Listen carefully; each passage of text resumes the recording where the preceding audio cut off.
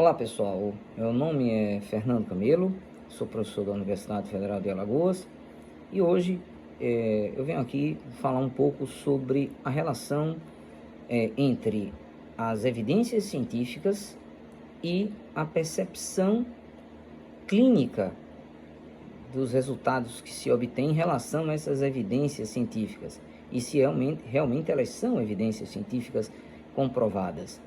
Então, assim, sobre essa reflexão, existe a percepção por parte de alguns que existe uma discrepância entre aquilo que se lê nos estudos e aquilo que se encontra, né, na vida clínica, seja em ambulatórios, seja em consultórios, em clínicas, em hospitais, mas em ambientes que são realizados tratamentos de saúde, odontológico, médico, fisioterapêutico, enfim. Então, em todas essas áreas, a gente vai precisar se guiar por evidências científicas. É assim que deve ser. Né? Algumas situações mais específicas, trabalhar off-label quando uma intervenção se faz necessária e não existe uma evidência, mas existe uma plausibilidade, existe algo que já se fez e se tem um resultado. Mas isso não deve ser a praxe, a rotina, né? Então, assim, a evidência científica, muitas vezes esses conflitos, essas discrepâncias acontecem porque se baseiam alguns em estudos que ainda não têm a capacidade de determinar uma evidência científica confirmada, robusta. Né? Existem estudos considerados pré-clínicos, estudos que antecedem a fase clínica da avaliação para se tentar buscar aquela evidência. Então, na fase pré-clínica, como por exemplo, estudos de bancada, estudos em animais, eles não devem ser de imediato extrapolar os resultados para logo de cara passar para estudos clínicos. Precisa ter uma segurança naqueles estudos pré-clínicos para passar o estudo clínico. E, de modo algum, estudos em animais devem ser extrapolados para a vida cotidiana, né? Porque os modelos podem ser parecidos, mas não são necessariamente iguais. Então, se a gente já tem resultados diferentes entre seres humanos, imagine entre animais. Então, os animais servem, e os estudos de bancada, servem para fazer testes, experimentos científicos devidamente avaliados por comitê de ética, que, por questões éticas, inclusive, são mais complicados de se obter resultados. Então, muitas vezes, esses estudos já são entendidos como bons resultados e tenta se aplicar no dia a dia. Bom, nessas circunstâncias, o método ainda não é construído com diretrizes para serem realizados no ambiente clínico, na vida cotidiana clínica. Então, a chance de serem obtidos resultados discrepantes cresce.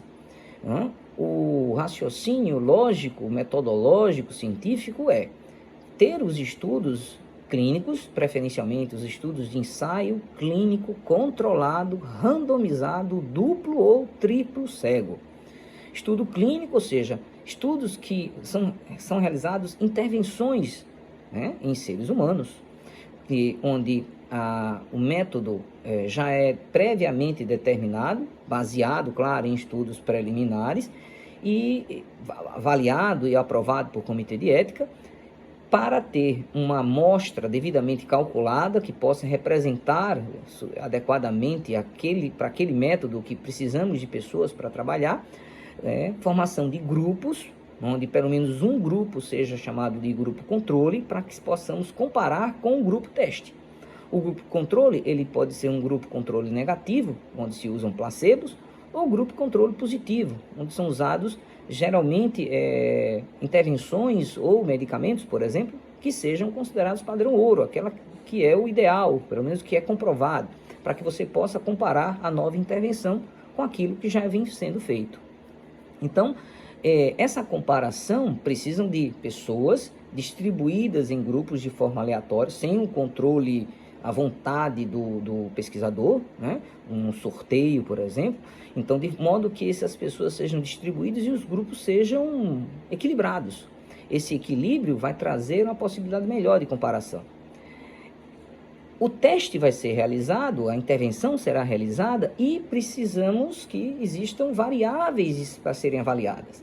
só um parênteses, esses grupos, essas pessoas, para entrarem na pesquisa, precisam serem elegíveis, ou seja, critérios de elegibilidade precisam ser determinados, não é qualquer um que pode entrar. Mas os grupos todos precisam ter os mesmos critérios de elegibilidade, para que tenha esse equilíbrio. E aí, a não ser que você queira comparar homem com mulher, aí, por exemplo, algumas situações específicas podem serem consideradas, mas, no geral, os grupos equilibrados. E depois da intervenção ser feita, precisam ser avaliados os resultados. E as variáveis que já são determinadas anteriormente, com parâmetros de resultados, são testados. E quem avalia e quem é avaliado, no mínimo, esses dois grupos de pessoas, o avaliador e o avaliado, precisam estar mascarados, ou seja, não podem saber o que foi feito nele, e quem está avaliando não pode saber o que aquela pessoa que ele está avaliando fez, que intervenção fez, porque senão vai ficar uma chance de avaliar com tendenciosidade, tendências, vieses. Então, assim, esse tipo de resultado dá uma previsibilidade melhor do que a pessoa vai encontrar e vai obter na clínica, no seu cotidiano. Mas um estudo só é suficiente? Não, vários estudos idealmente devem acontecer em vários lugares diferentes para que se possa avaliar se aquele estudo que aconteceu no lugar se repete, se replica de forma semelhante em lugares diferentes, em pessoas diferentes, em povos diferentes. E depois desses estudos acontecerem, existe ainda o estudo que está lá no topo da pirâmide, de métodos científicos, que é o estudo de revisão sistemática. O que é que o estudo faz? Seleciona estudos, com critérios de elegibilidade também, estudos de ensaio clínico, por exemplo, tem outras possibilidades, mas ensaio clínico, por exemplo, e esses estudos serão avaliados, primeiro, sobre o risco de viés, se esses estudos foram metodologicamente bem feitos, determinando aí o nível de homogeneidade, o quanto esses estudos são metodologicamente compatíveis, semelhantes, e havendo essa homogeneidade de preferência, vai ser avaliado esses valores, esses resultados dos diversos estudos de forma agregada, e você ter um resultado agregado amplo, em todos os estudos.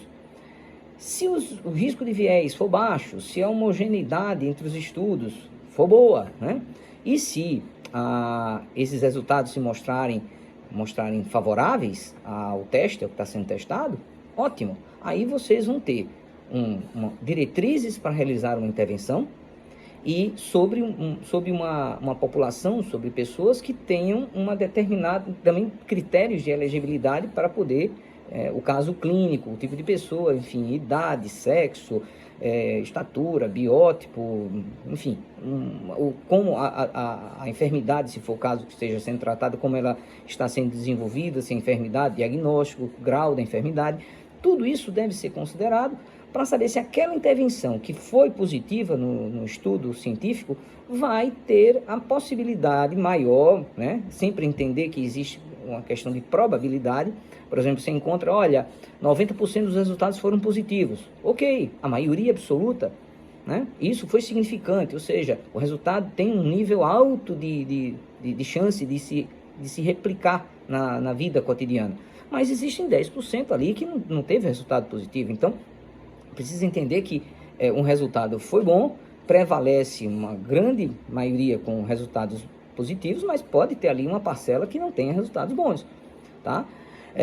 Devemos também entender que alguns estudos são melhores realizados sobre a ótica dos estudos observacionais, quando você quer determinar uma incidência, tem os estudos de coorte, são estudos que o pesquisador não intervém, ele só observa, mas o grupo vai ser bem selecionado, um grupo que tem uma condição inicial semelhante, e ao longo do acompanhamento, que deve ter um determinado período de tempo aí, pode variar dependendo do que esteja sendo pesquisado, mas costuma ser de mais de ano, 2 anos, 3 anos, 5 anos, e essa avaliação longitudinal vai perceber a incidência, quando o evento de uma determinada patologia, por exemplo, acontece, você consegue determinar o momento e saber sobre qual risco cada grupo que estava sendo avaliado corria, e aí tem também os estudos de prevalência, que são os estudos de caso controle, também são estudos observacionais, mas você não tem condição de determinar o momento que aconteceu a doença.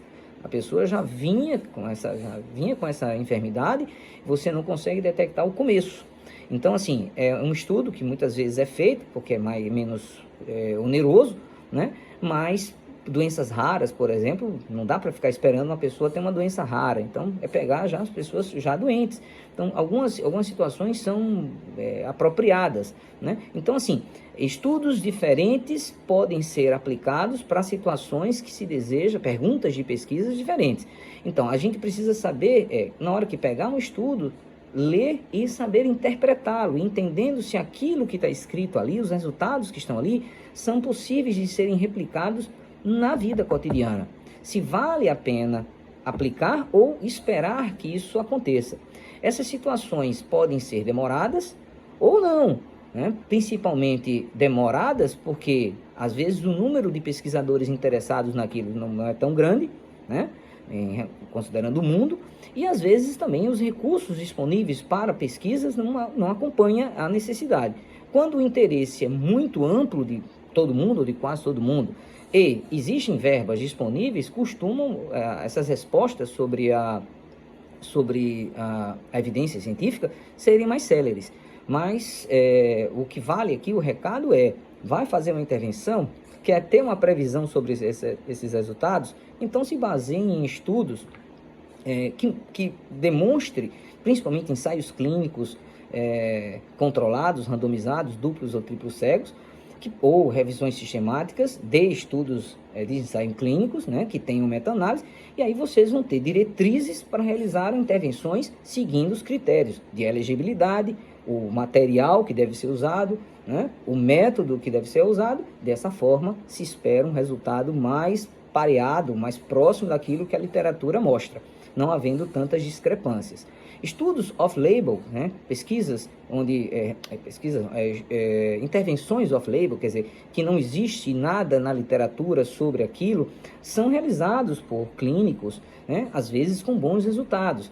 Mas aquilo não tem uma segurança, não tem uma segurança de protocolo. Um faz de um jeito, outro faz de outro, dois encontram bons resultados. Então, por quê? Qual a diferença, né? Por exemplo, você tratar com 1000 miligramas uma doença e, de repente, aquela doença poderia ser resolvida com a dose de 500 miligramas. Ou, de repente, você nem fazia a intervenção, só esperar o tempo que ele iria melhorar. Você medicou e achou que a pessoa ia ficar melhor porque tomou aquele antibiótico, ou tomou aquele corticoide, ou usou laser, e de repente passou um tempo e ele melhorou sozinho. Aqui eu não quero especificar nenhum caso, é apenas falando de forma genérica. Mas assim, esse tipo de pergunta vai ser esclarecido em estudos que sejam metodologicamente adequados e que possam ser, depois de realizados, estudos clínicos que possam ser replicados na vida cotidiana. Então, eu espero ter contribuído, tirado dúvidas ou, de repente, mudado o pensamento de alguém que não tivesse esse alinhamento. Então, agradeço e ficar para a próxima com novos vídeos, espero, sobre assuntos relacionados à ciência.